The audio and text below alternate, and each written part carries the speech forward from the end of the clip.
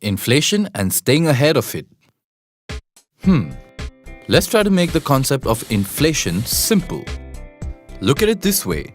Suppose you're in another city and want to make it home in time to meet your wife for your anniversary. If you're driving at an average speed of 70 kilometers an hour, it'll take you about 4 hours to reach home in time. But what if the road to your destination was a little different? Say the road is like a treadmill and constantly moves backwards while you're trying to move forward.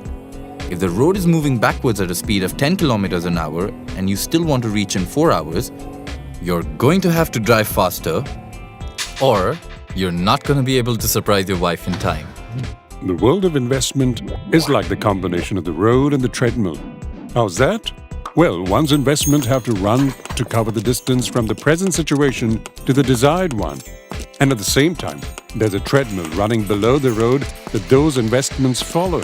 This treadmill is inflation.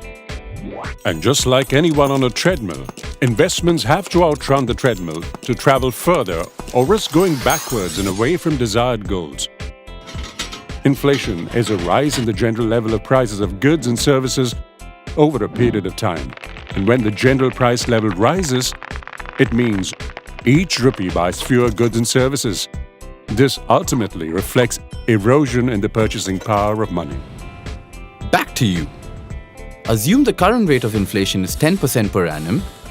This means that what you could have bought for rupees 10,000 last year costs more this year. But suppose you decided not to spend the money last year and instead invested in somewhere that gave you a return of 9% per annum. Today, that rupees 10,000 would have matured to rupees 10,900. But thanks to the effect of inflation, you have fallen short of rupees 100. You may have been in this situation before, but most of us don't even notice it. This may not seem like a huge amount, but if investments are constantly unable to keep pace with inflation over time, the result could be devastating. Assuming the same rate of inflation and return, in 10 years, you will have only rupees 23,674, when what you need is actually rupees 25,937, meaning the shortfall is now rupees 2,263.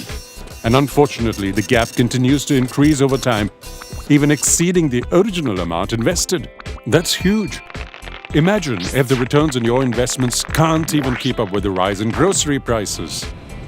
Now you're panicking and wondering how you can ever protect yourself against inflation. Is that even possible? Should you buy everything you may need in the future now, so you don't pay higher for it later? Bad idea. You could buy and store silver and gold, but not food, not healthcare, or education. Those can't be stored. The solution? Wait for it. Is investing. Pretty obvious, huh? But it's true.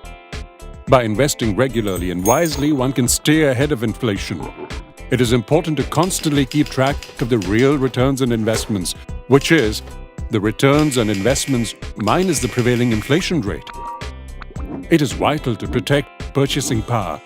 So remember to plan ahead and invest in asset classes that will give high rates of real return over time. Don't compromise on your goals due to inflation. Instead, reassess your strategy and accommodate for inflation.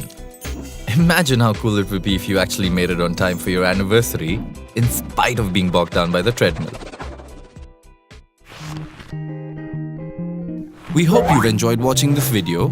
Watch more and we'll help you learn about different investing concepts. You can also write to us with your feedback at editor@templeton.com. Mutual fund investments are subject to market risks. Read all scheme-related documents carefully.